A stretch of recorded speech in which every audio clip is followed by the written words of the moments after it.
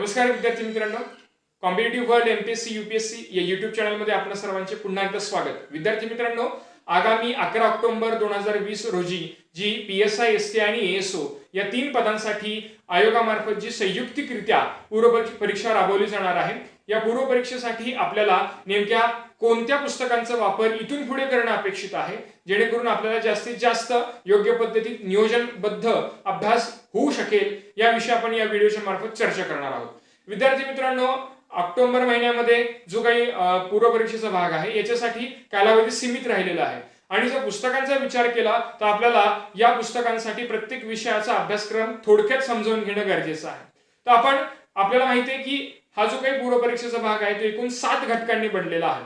यातला जो पहिला घटक आहे तो म्हणजे इतिहास. आता इतिहासाचा अभ्यासक्रम जर आपण विचारात घेतला तर तो आधुनिक भारताचा आणि विशेषतः महाराष्ट्राचा इतिहास असं त्यांनी म्हटलेलं आहे.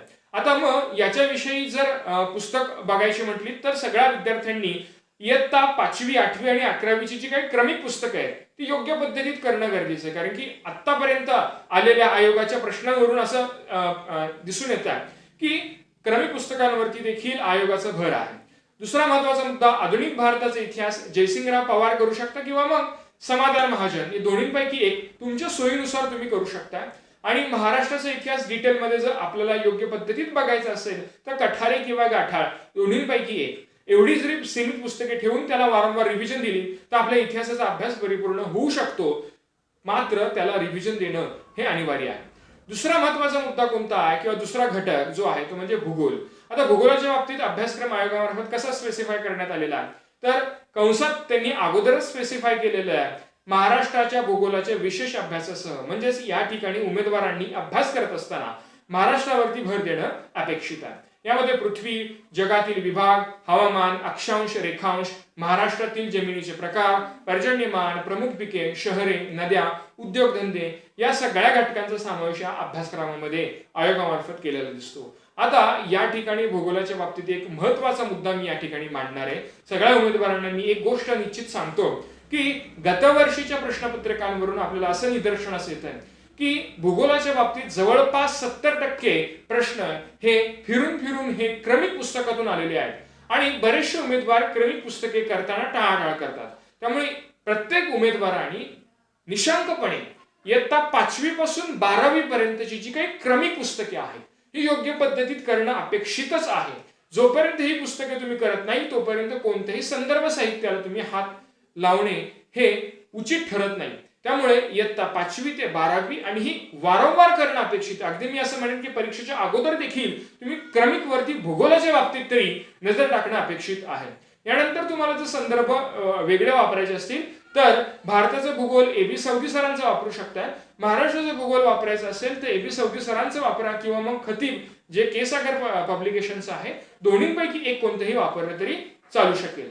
यानंतरचा जो काही महत्वाचा भूगोलाच्या बाबतीतला जो काही भाग आहे तो म्हणजे भूगोलाचा जो अभ्यास आहे तो अभ्यास करत असताना नेहमी तुमच्या सतत जवळ जे आहे ते नकाशा असणं अपेक्षित आहे. कारण की भूगोल हा नकाशाने अभ्यासला जातो. नकाशा डोळ्यासमोर इमॅजिन करणं किंवा डोळ्यासमोर असणं हे देखील खूप महत्वाचं आहे आणि याच्यासाठी तुम्ही एबी सौदी सरांचा जो काही नकाशा आहे तो नकाशा वापरू शकता.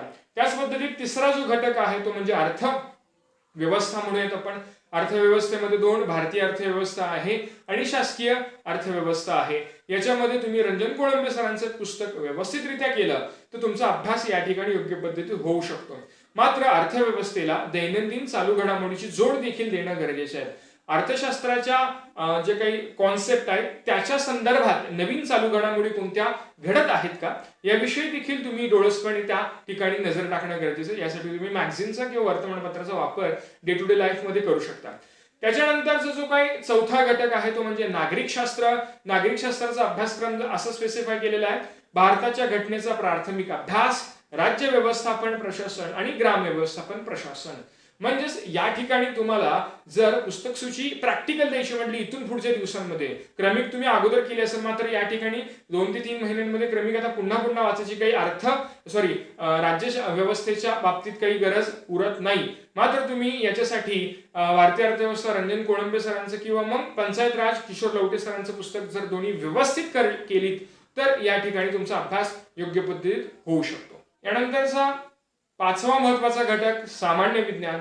सामान्य विज्ञानामध्ये वेगवेगळ्या सेक्शनचा उल्लेख या ठिकाणी करावा लागतो. त्यामध्ये भौतिकशास्त्र फिजिक्स, रसायनशास्त्र केमिस्ट्री, वनस्पतीशास्त्र ज्याला आपण बॉटनी असं म्हणतो, प्राणीशास्त्र झुलॉजी असेल, त्याच पद्धतीत आरोग्यशास्त्र ज्याला हायजीन म्हणतो. या सगळ्या घटकांचा अभ्यास योग्य पद्धतीत करणं गरजेचं आहे.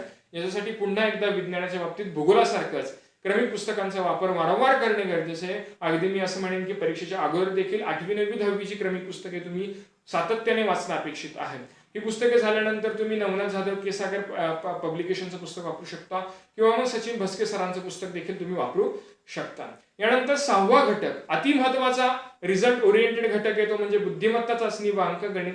या ठिकाणी सिलेबस समजून घ्या काय नक्की दिलेलं आहे. बुद्धिमत्ता चाचणीच्या बाबतीत सिलेबस असं स्पेसिफाय केलेलं आहे, उमेदवार किती लवकर व अचूकपणे विचार करू शकतो हे आजमावण्यासाठीचे प्रश्न, म्हणजे बुद्धिमत्ता चाचणीमध्ये जे प्रश्न विचारले जाणार आहेत ते तुम्हाला सोडवता येणे अपेक्षित आहेतच, मात्र ते प्रश्न तुम्हाला ठराविक टाइम बॉन्ड मध्ये ठेवणं किंवा सोडवणं हे खूप महत्वाचं आहे. हे आयोगाने या ठिकाणी चेक करण्याचं काम केलेलं दिसतं किंवा इथून पुढे देखील केलं जाऊ शकतं किंवा किंबहुना करण्यात येणार आहे. म्हणूनच या ठिकाणी तुम्हाला प्रॅक्टिस करणं खूप गरजेचं आहे. तसंच अंकगणिताचा जो काही अभ्यासक्रम आहे तो बेरीज, वजाबाकी, गुणाकार, भागाकार, दशांश, अपूर्णांक आणि टक्केवारी या सगळ्या घटकांचा अभ्यास या ठिकाणी करणं गरजेचं आहे. याच्यासाठी तुम्ही नितीन महाले, अनिल अंकलगी, पंढरीनाथ राणे, सुजित पवार या सगळ्या लेखकांची पुस्तके तुमच्या सोयीनुसार वापरू शकता. त्याच पद्धतीमध्ये मी आता पुन्हा एकदा सांगेन की बुद्धिमत्ता चाचणी आणि अंकगणित याची उत्तरं काढण्यापेक्षा ती उत्तरे ठराविक वेळेत तुम्हाला सोडवता येत आहेत का नाहीये हे आयोगामार्फत तपासलं जातं आणि म्हणून या विषयाला तुम्ही जास्तीत जास्त सराव देणं गरजेचं आहे. आणि जेवढा सराव जास्त असेल तेवढा तुमचा हात जास्त परीक्षेमध्ये चालणार आहे आणि तुमची बुद्धी देखील त्या पद्धतीमध्ये वर्कआउट करायला सुरुवात करणार आहे. सो रिव्हिजन आणि सराव, प्रॅक्टिस असं म्हणूया, that is the key for the success असं म्हटलं तरी काय हरकत नाही. शेवटचा घटक, सातवा घटक जो आहे तो चालू घडामोडी. चालू घडामोडी मी असं म्हणतो की नेहमी चालू असतात, म्हणजेच क्या ते सतत बदलत असतात आणि त्याच्यावरती आपल्याला डोळसपणे नजर ठेवणं गरजेचं आहे. चालू घडामोडींचा अभ्यास करत असताना विद्यार्थ्यांची गफलत होते, नको त्या चालू घडामोडी केले जातात आणि वेळ वाया जातो. मी असं म्हणेन की तुमच्या सिलेबसमध्ये जे काही कॉन्सेप्ट आहेत, मग ते अर्थव्यवस्थेतले असतील किंवा राज्यशास्त्रातले असतील, यांना साजेशा जे काही चालू घडामोडी त्यांच्यावरती नजर ठेवणं गरजेचे आहेत.